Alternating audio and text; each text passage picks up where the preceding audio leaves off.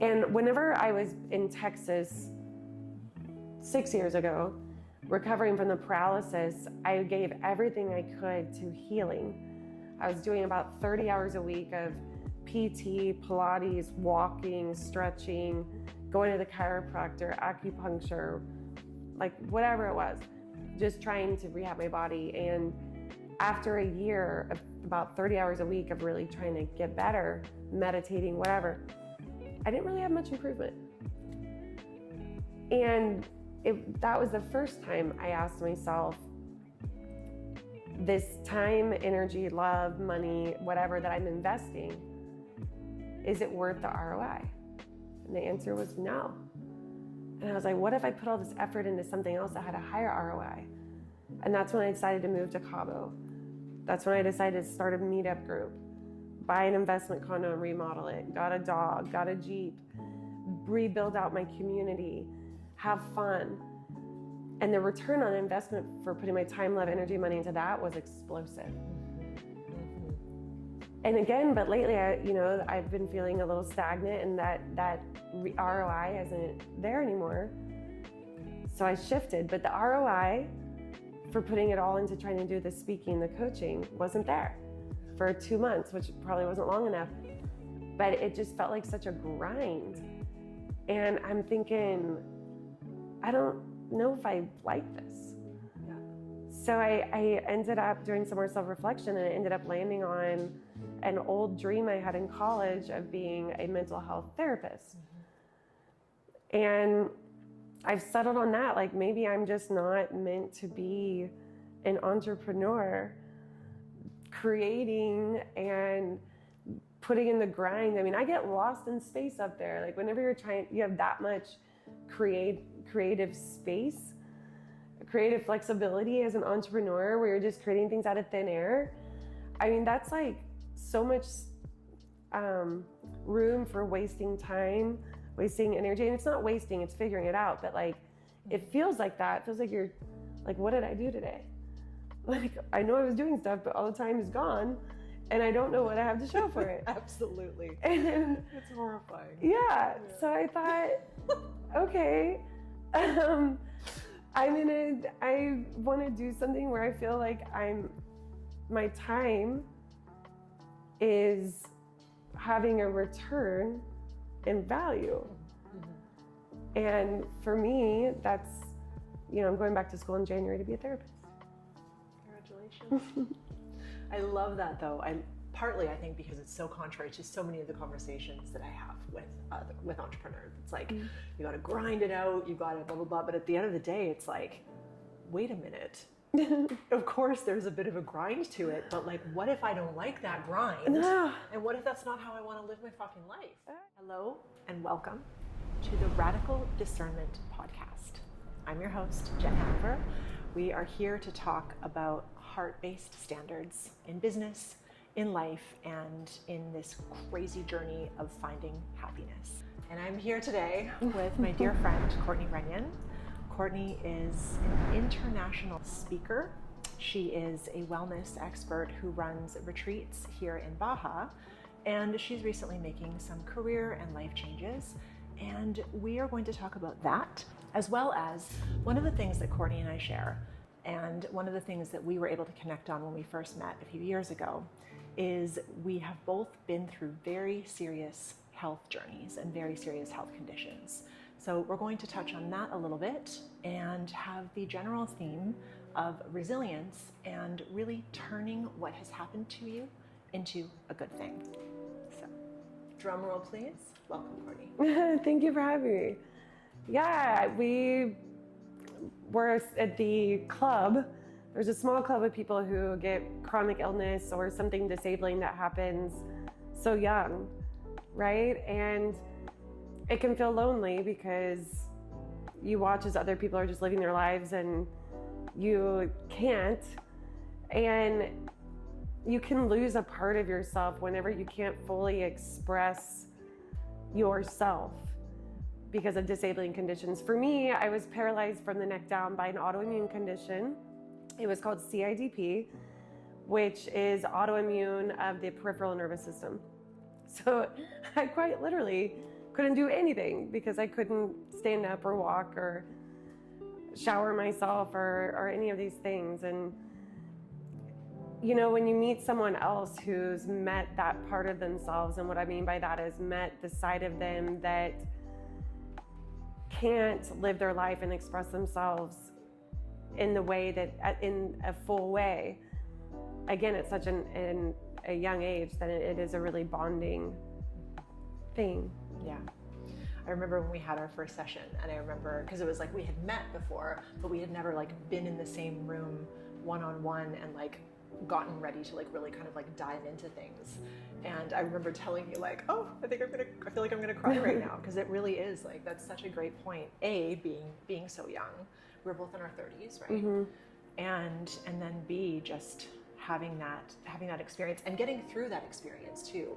You kind of like see somebody, you're like, I see you. Yeah. Right? We all have this higher self, for lack of a better word. We have this part of ourself that is very spiritual and surrendered. And you don't really have to meet this part of yourself until you have to, because you don't need to. You don't need to reach for that all surrendered, humbled part of yourself until you need to get through their dark night of the soul.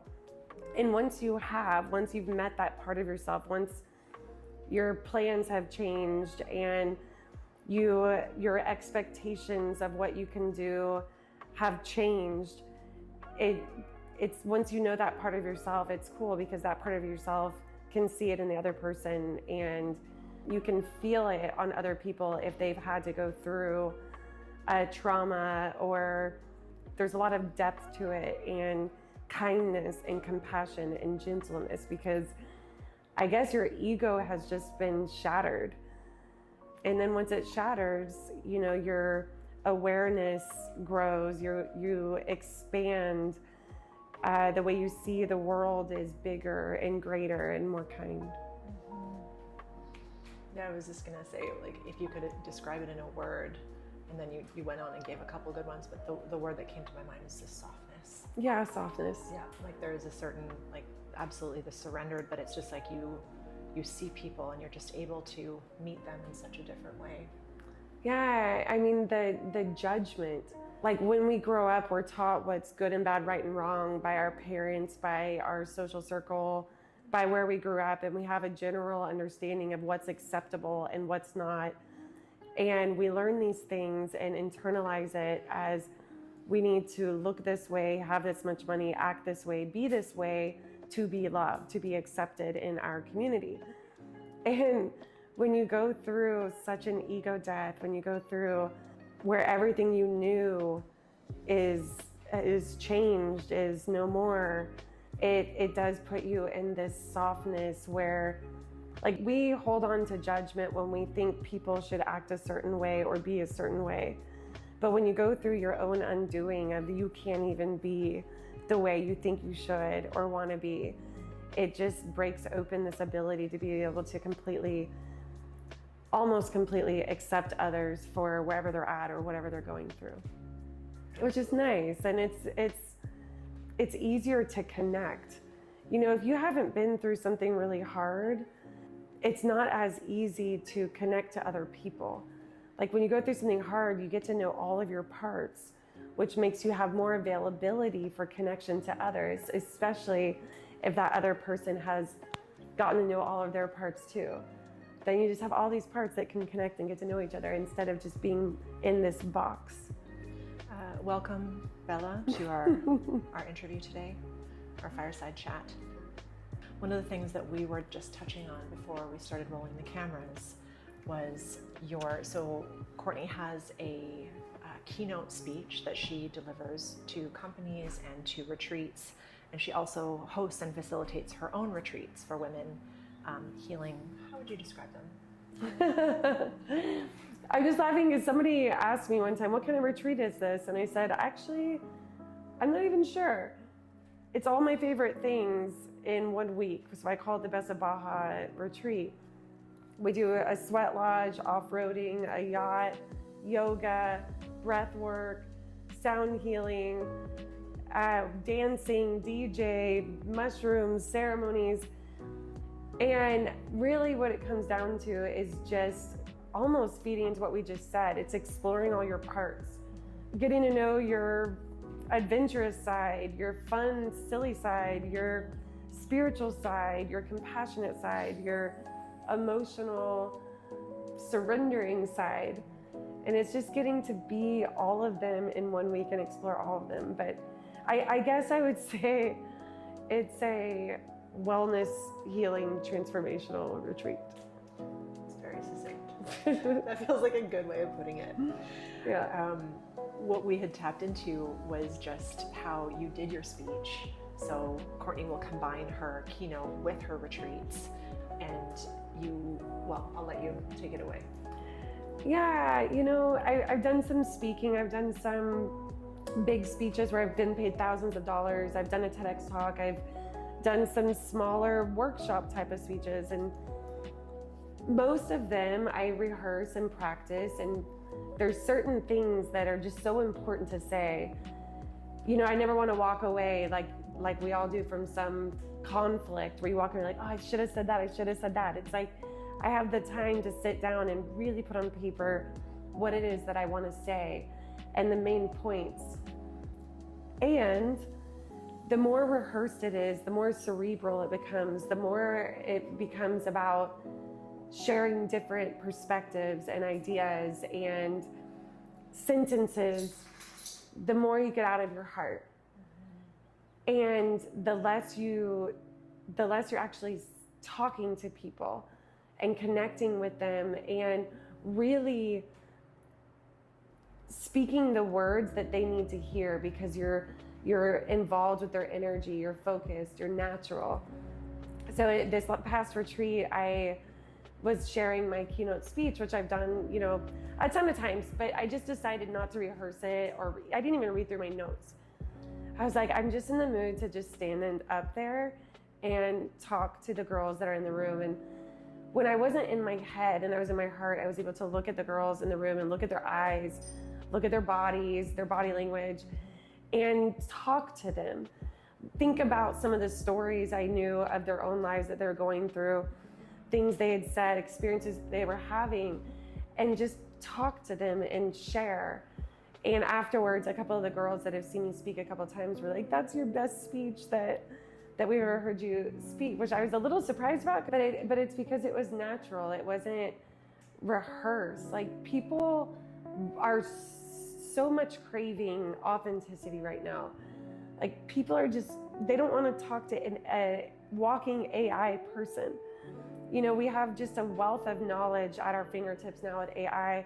AI can, scan the whole internet for every personal development, perfect thing to say. And I think right now we're not looking for the perfect thing to say. We're looking for what's true and what's alive in the person in front of us right now, in their heart, and what it's like to be a human. Yeah. That was so beautiful. Thank you. Just like talking from the heart, coming from the heart. We touched on that before we started rolling the cameras, like I said, and that was what we both just agreed to do for this interview, is just talk from the heart. And one of the questions that I had for you, Court, is having been through something so serious, like paralyzed from the neck down for 9 months. Yeah. Is that right? Yeah. Good memory. There was a moment, I got you, girl. I've seen your speech, I think 3 or 4 times. Yeah. And every time has been amazing. But I specifically recall you having the moment where your lungs were starting to go. And so there was a real moment where you genuinely didn't know if you were going to make it or not. Yeah, I mean, I never thought I was gonna die, but I think I was the only one that thought that. I mean, my sister, my parents, my best friends, they all kind of mentioned to me later that they thought I was gonna die. I mean, they didn't think that was gonna happen, like, oh, she's dying, but it was alive in the people that were around me that it could happen. For me, I just never thought I was gonna die. I never felt it, but I think that was protective. And I don't know, I don't think I was close to dying or anything. And I was about to lose my lungs. They would be the first organ that I lost. They were growing weaker. I was having trouble breathing. And when the doctors came in and said there is nothing else they could do, I feel guilty telling that story sometimes because they're really good doctors. But they had already done every treatment, medication, everything that insurance would allow them to do. They even tested me for every type of cancer, and nothing was working. But when they came in and said there was nothing else they could do, I was paralyzed from the neck down. My lungs were going paralyzed. My colon was going paralyzed, and my face was going paralyzed. I'd already mostly lost my voice because my throat was going paralyzed and I was having trouble swallowing. But when they said there was nothing else they could do, I didn't feel a lot. And it's because I was so used to nothing working. I was thinking like, I had already adjusted and adapted. You know, we as human beings, part of our resilience is being able to normalize just about anything. And I had already normalized treatment not working. And when they said there's nothing else they could do, I almost thought like, yeah, no, I know. There's nothing else has worked. But it was in that moment I had to really ask why, because that was my last stop, was Western allopathic medicine. I'd already done all the alternative holistic, I mean, you name it, I tried it, meditation, diet, you know the drill. That was one of the things that you and I connected on very early on, was just how much pressure people put on diet. And I know diet helps. It does help your body function better, and it helps clean things up. It helps with inflammation, but it's not the root cause.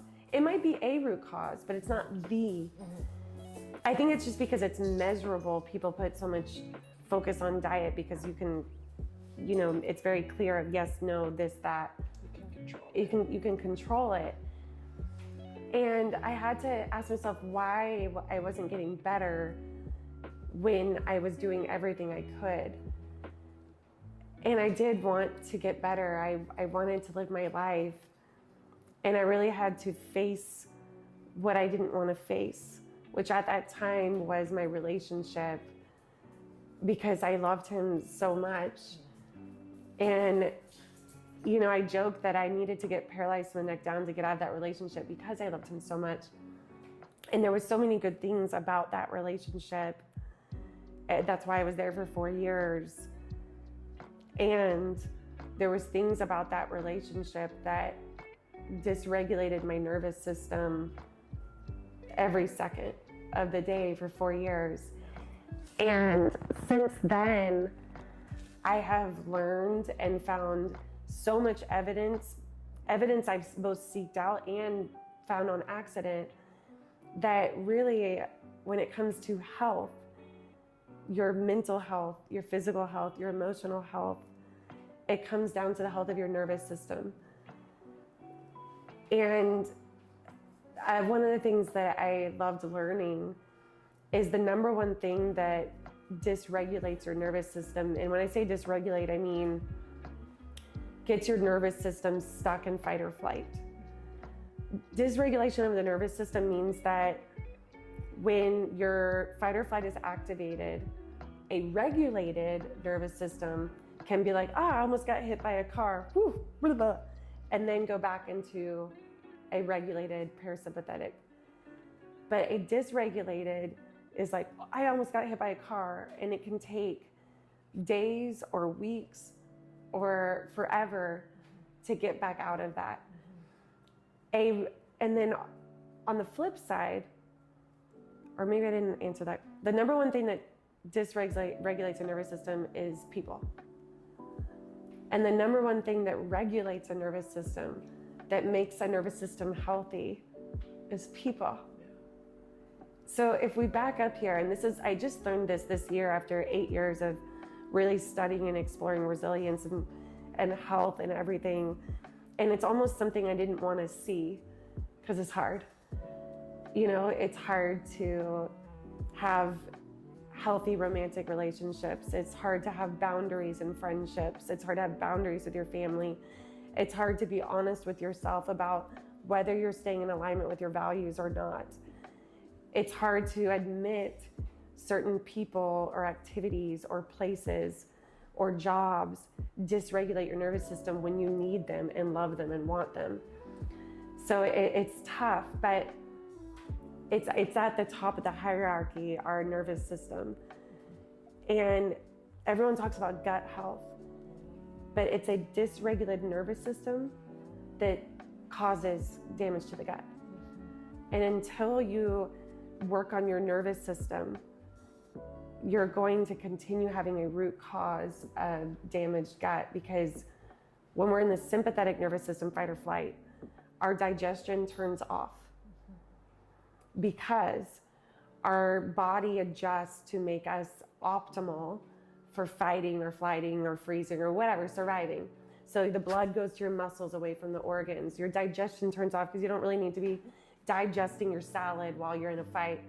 And actually, even you don't feel as much pain because your body, if you get punched or scratched, it wants you to keep fighting. So actually your pain receptors and everything changes too.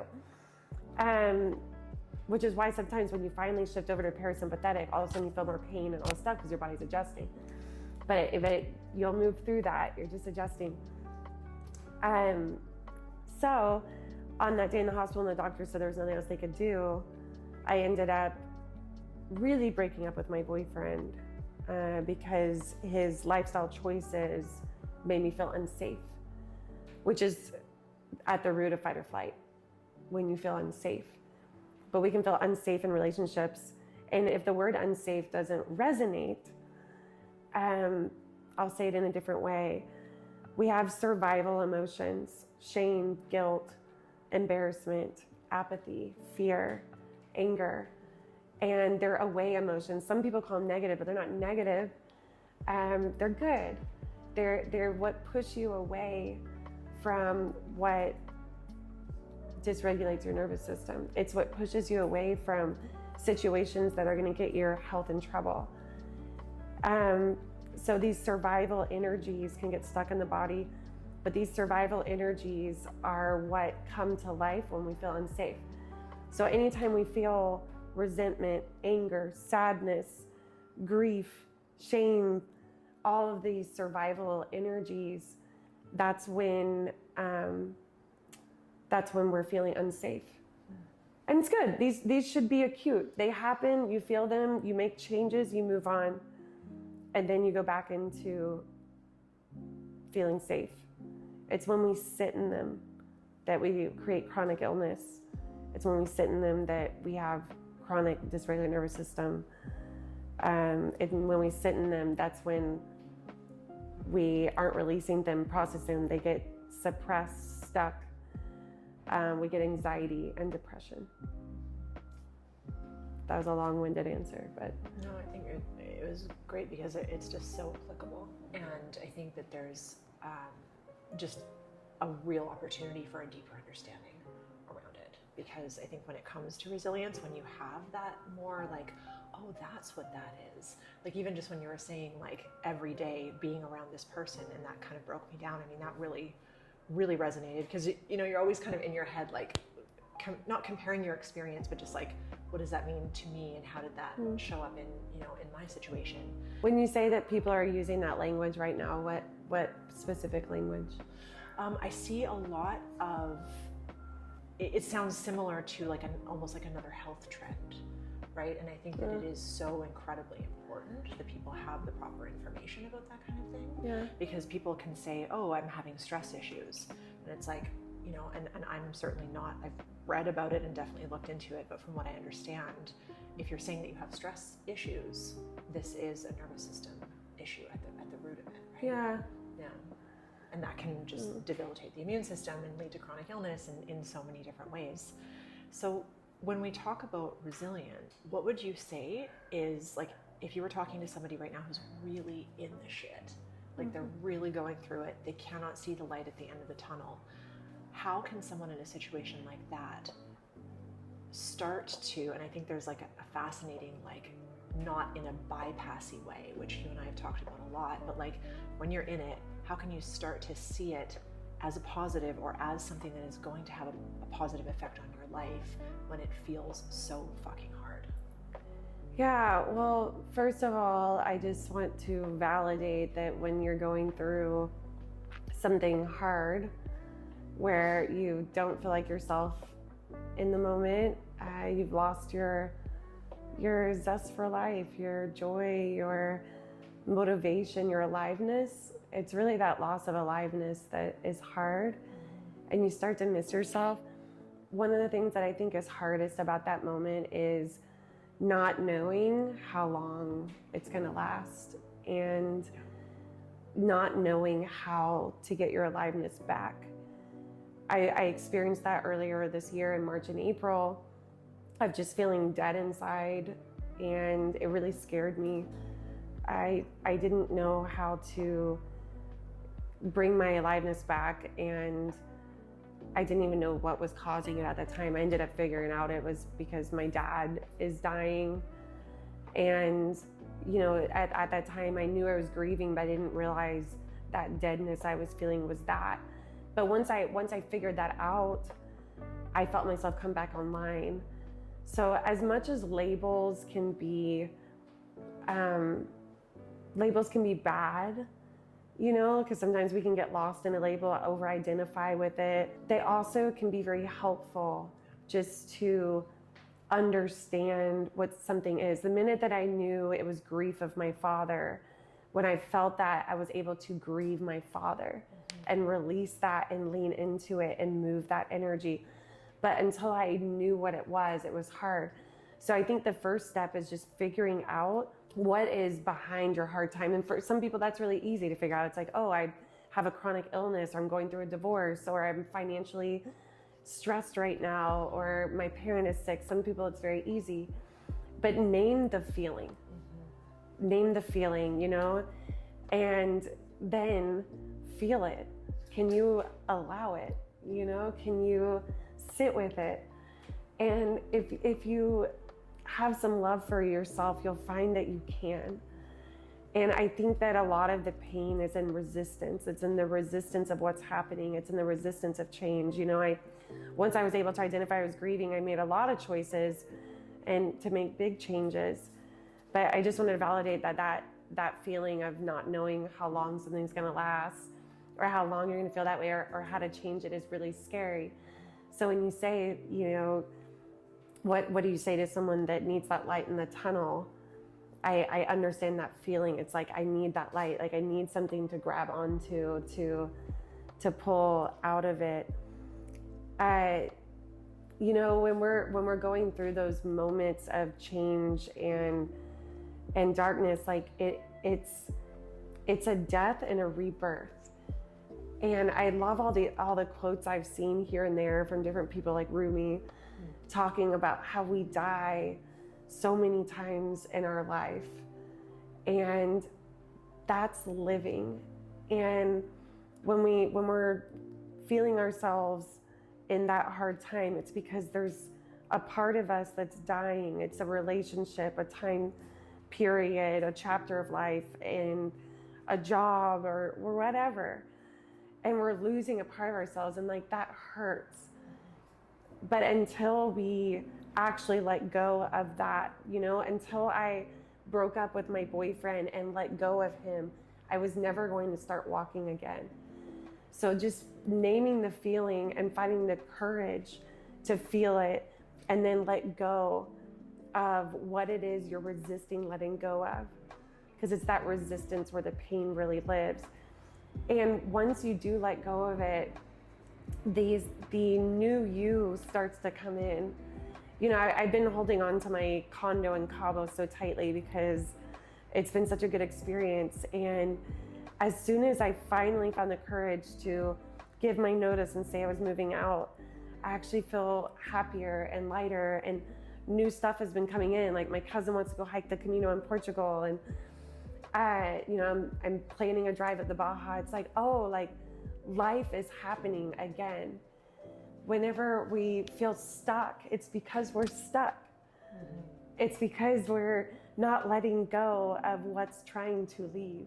Kind of piecing together in a different way my understanding of what you told me, I guess it would be a few weeks ago now, and you had said, you know, I was going all in on my speaking and writing, and I decided that, you know, I'm just going to give this my all, and then you did it, and you reached a decision after, and I would love for you to fill us in on that, but I'm seeing the connection now between like that ability to let things go faster because you've been through what you've been through. So yeah, first of all, if you could kind of tell us about your decision as having really actively pursued entrepreneurism, and then maybe, if you could speak to that, like how much easier do you think it was to make that decision because of what you've been through? Interesting tie-in. Yeah, back in March and April when I was dead inside, when I was like trying to figure out how to not be, I don't know, even, I guess it was depression, I'm not sure. But I ended up going to the beach and doing some solo mushroom journeys. I did 3 in a row by myself, pretty high dose, and was just talking to myself like a crazy person. But through that, I was able to drop in, and I got visions of speaking on stage. And it wasn't what I expected, because I was really seeking for, what do I do to get myself out of this feeling? What is it that I want to do with the next half of my life and chapter? And like, what do I want to experience as a human being? It's an interesting question, because when you think about after your spirit leaves this world, or it stays in this world but leaves the body, what will you miss? What will you wish you had done in the body? I just did my psychosomatic practitioner certification, and she asked an interesting question in the meditation. She said, what does it feel like to have a body? And it's like, yeah, it feels like so many things. And it just got me thinking of, what do I want to experience as a human? And I had a lot of answers, but one of the things that came to me was that speaking on stage. And I thought, wow, like, that's not what I was expecting in my experience. So it's like, I want to work. Wow, I thought it'd be something a little more creative than that. But I've just been in Cabo for 5 years, living a nice, retired, relaxed life. So I thought, yeah, I want to step into my power. I want to experience as a human, seeing what kind of impact I can make professionally, and maybe being a boss babe. So I decided to move back to Texas and really focus on my speaking career, working on my memoir, and building out a coaching program based on psychosomatics. And I always thought that once I decided to really go for it, which I think a lot of people have that idea for a business, or whatever it is, and they think like, oh, when I make the decision, like I can do it. Which of course you don't do it out of fear that it's not gonna work. But I really did think, once I decided to just find the courage to just go for it, that it would take off. And I get to Texas, and I really tried. From the moment I woke up till I went to bed, I was applying for speeches. I was working on my brand, my messaging, reviewing my website, building out abstracts, and building out a coaching program, and working on my memoir. And it was like so hard, but also the return on investment for the time and the energy I was putting in was so minimal. And whenever I was in Texas 6 years ago, recovering from the paralysis, I gave everything I could to healing. I was doing about 30 hours a week of PT, Pilates, walking, stretching, going to the chiropractor, acupuncture, like whatever it was, just trying to rehab my body. And after a year of about 30 hours a week of really trying to get better, meditating, whatever, I didn't really have much improvement. And that was the first time I asked myself, this time, energy, love, money, whatever that I'm investing, is it worth the ROI? And the answer was no. And I was like, what if I put all this effort into something else that had a higher ROI? And that's when I decided to move to Cabo. That's when I decided to start a meetup group, buy an investment condo and remodel it, got a dog, got a Jeep, rebuild out my community, have fun. And the return on investment for putting my time, love, energy, money into that was explosive. And again, but lately, I've been feeling a little stagnant, and that ROI isn't there anymore. So I shifted, but the ROI for putting it all into trying to do the speaking, the coaching, wasn't there for 2 months, which probably wasn't long enough. But it just felt like such a grind. And I'm thinking, I don't know if I like this. Yeah. So I ended up doing some more self-reflection, and I ended up landing on an old dream I had in college of being a mental health therapist. And I've settled on that. Like, maybe I'm just not meant to be an entrepreneur, creating and putting in the grind. I mean, I get lost in space up there. Like, whenever you have that much creative space, creative flexibility as an entrepreneur, where you're just creating things out of thin air. I mean, that's like so much room for wasting time, wasting energy. And it's not wasting, it's figuring it out. But like, it feels like that. It feels like you're like, what did I do today? Like, I know I was doing stuff, but all the time is gone, and I don't know what I have to show for it. Absolutely. And that's horrifying. Yeah. So I thought, okay, I want to do something where I feel like my time is having a return in value. And for me, that's, I'm going back to school in January to be a therapist. Congratulations. I love that though. Partly, I think, because it's so contrary to so many of the conversations that I have with entrepreneurs. It's like, you got to grind it out, you got to blah, blah, blah. But at the end of the day, it's like, wait a minute. Of course, there's a bit of a grind to it, but like, what if I don't like that grind? No. And what if that's not how I want to live my fucking life? All right. Like, right there, it's just, you really have to stop and ask yourself those questions. And for some people, it's like, I mean, for some reason, I don't know why, I feel like, when I say this, it's not going to sound very good, but I feel like I don't even have a choice. I feel like I've been an entrepreneur for so long, and it's just been kind of like what I do. But right, like it is so not for everybody. And lately, I'm like, I don't even know if this is for me. Like, I feel like it's like I'm over here like flying the entrepreneur flag, and everyone's like, yeah, like I can do it, and I'm like, can you though? Because it's like, it's so hard, and it's so like, I did a post. I think I told you I did a post the other day, and I'm like, I'm like doing my reels, and I'm taking the social media course, and I'm trying so hard. Trying hard does not earn you anything. My reel, and I was like, and I thought it was authentic, and it was like ticked all went to like had a little button. Got 2 likes. Yeah. It's Lauren painful. Turner and my friend Marcelo. I was like, thanks guys. It's painful. Like, and you're just like, and of course there's algorithms and there's all of these things, and but you're just like, why am I doing this? And when it used to be so different. So all of that to say, I thought that was so cool that you made that call, and you were so decisive about it, and you were like, this grind, it sounds like you're okay with grinding, but you're like, this is not my grind. I'm okay with grinding as long as there's the ROI. Yeah. And that's the thing, is after seeing what happened with my paralysis, that was a relationship where my life force and energy was flowing out, but it wasn't being replenished. And in entrepreneurship, your energy and love and time and effort is flowing out. And the way it's restored is through little wins, big wins, progress, sales, epiphanies. But if you're not inching forward or moving the needle enough, often enough, then you just are left depleted, and it's really disheartening. Like I think everyone knows that feeling of you put in 6 hours into making the perfect reel, You're like, hey everybody, here's my reel. And then it's like nothing. Total crickets. Not even crickets. Like the crickets don't even make it. Yeah.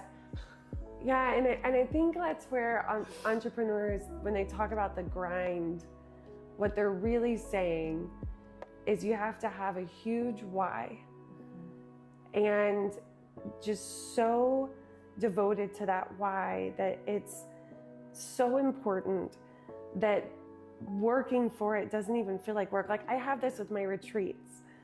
Like, yes, there's the grind, and it feels like a grind sometimes, but it doesn't, because my why is unwavering. It's so, I'm so attached to it that time flies by and the effort goes in without, but it doesn't feel like a grind.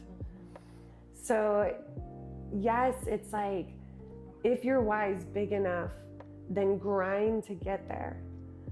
But that why has to be so big. And I guess, you know, with the speaking or the coaching, I guess my why wasn't bigger than the grind. And I love speaking and I love coaching, but at 90%, actually no, 99, if you want to be a speaker, 99% of it is promoting yourself and asking for the jobs, and such a small percentage of it is actually speaking or preparing speeches.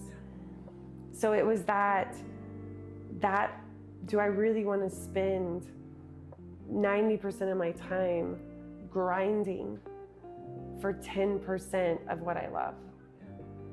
I mean, and that was a no for me. The answer is no. For now. Yeah, for now, exactly. Or it's like, that's a time for us to reevaluate. You know, I hit that point where I thought, oh, well, once I'm a licensed therapist and I'm seeing clients all the time, I'm gonna have a lot of new data, a lot of new perspective on what human behavior means, what trauma and overcoming trauma means. And I'll have all this new content to speak about. And I'll also have a new credibility.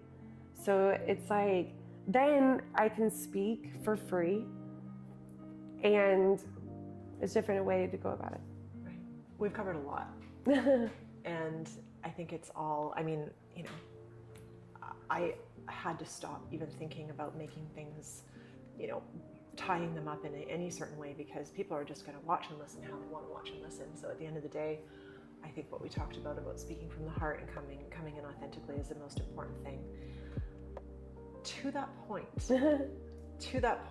that word authentic, this speaking from the heart, and indulge me a little bit here, if you will, because I know, and that's one of the things I love about our friendship, is that you always have such a nuanced perspective to different things that I feel really strongly about. And you'll always, like, if I'm open to it, which I hope I usually am, but you'll always like just kind of like open little doors of understanding for me. So that's what I'm hoping for, because I know, like, I get started on this and I feel like some people are like, okay, Jen, hashtag authenticity. It drives me wildly crazy that one of the most important things that we can be doing in our lives is exploring ourselves and exploring our inner landscape and exploring how we can evolve and be better as people, maybe even not even better, but just more contributional, more kind, more understanding of people, just these things that we've talked about. And I go on Instagram and I just see these dime store memes, and I'm sorry, I'm very harsh about it. Like, I feel very passionately about it. Like, we got these paper towels from the grocery store, and every time I see these paper towels, I'm sorry, I'm confessing to Franco right now, they have like, pursue your dreams, and like, celebrate the little things. And it's like, those are the most profound messages that we can internalize and learn and like really drop into. They can change our lives, these simple messages, but they're on fucking paper towels. Like, they're everywhere. So how are we supposed to really integrate? Because so much of this conversation is about integration, right? Self-help, spirituality, plant medicine, retreats, meditation, like all that stuff. It's all about integration. What do you think about integration of these deep and meaningful and important messages when we're being slapped with them every single time we open our phones, every time we sit down to a meal with our paper towels? Like, how are we supposed to get real with these things when they're just diluted so much everywhere we go? Yeah. I saw a TikTok today. And the man was 100 years old. And they asked him for his greatest piece of advice. And he said, yesterday is history. Tomorrow's a mystery. Today's a gift. And we are meaning-making creatures, and we do want to chase our dreams and pursue happiness and all the things. But I think that the best thing that we can do is be in the present moment, and you see that everywhere too, just like you're saying. It's in every meme, like be in the present, like all the gurus, like. But it's all we have is right now. Like we are literally living right now, and that's it all the time. That's all you have, and memories get faded and confusing, and they become a dream. And the future hasn't happened, and the future is always changing depending on what you do today, right now. Whenever you can remember, pause and look into the eyes of the people in front of you. Maybe touch the couch, pet the dog, and just ground yourself in now. And I saw this TEDx talk by this lady that I loved, and at the end of it, she says, what would make you look in the mirror at the end of the day and think that you did a job well done? Like what needs to happen for you to look in the mirror and say, well done? And I think just a shooting star or a North Star rather, through all the noise and all the gurus and all the self-help is just asking yourself every day, what would make me feel proud of me today? I don't know, what do you think? First of all, I love that, because one of the things in Flowmentum, like one of the driving missions behind like my purpose when I sat down to write out this whole program was I want to help people get to the end of the day and feel like they've done a good job. Like that was like, for me, that feeling, it's like, it doesn't necessarily have to be a certain number of check boxes or tasks or, you know, anything like this, but it does have to be a certain, for me, it has to be a certain level and standard of wholeheartedness. Like there's a real energy to that, and that is a really hard quality, because I try to go, like I always say, go all in, con todo. You know, that's one of my 10. Like I had this, like I call it Jen's 10. It's like my 10 agreements with myself, and one of them is I will give every bit of my heart every day to the best of my ability, understanding that ability is going to change day to day and moment to moment. And when you are someone who really wants to give everything, like my sister has this thing hanging in her kitchen.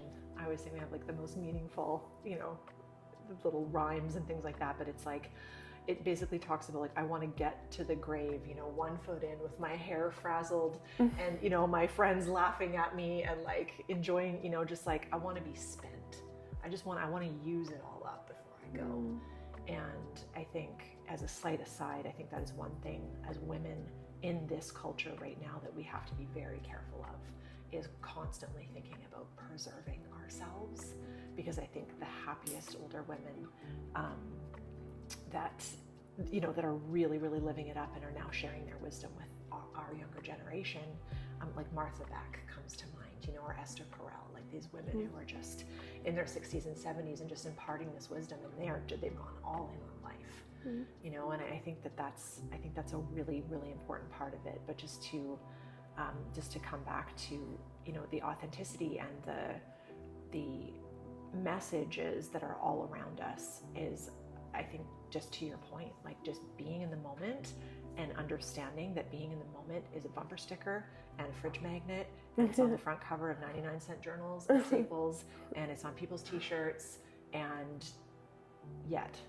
like, the answers are everywhere we look. It's just that we're hearing them so much that we become desensitized to them. So I think in that way, a positive way to take it, which I would say you're better at than me, your perspective is always just like, I just always admire that about you. I feel like I can go dark sometimes, but you always manage to like yes, but like there's this like little crack of light. It's very, very Leonard Cohen. But yeah, I think that the positive part to that could be also that everywhere you look, there's inspiration. And like, okay, when you make a vision board, the reason vision boards work is because if you put something on there, your brain starts to look for it off the vision board. The vision board, when you see it every day, your brain's taking in that information, so you see it more. So even though it's blasted everywhere, like your brain's taking it in. And seeing that all the time isn't necessarily a bad thing. But on the flip side, if you're not looking for it, you won't even notice it.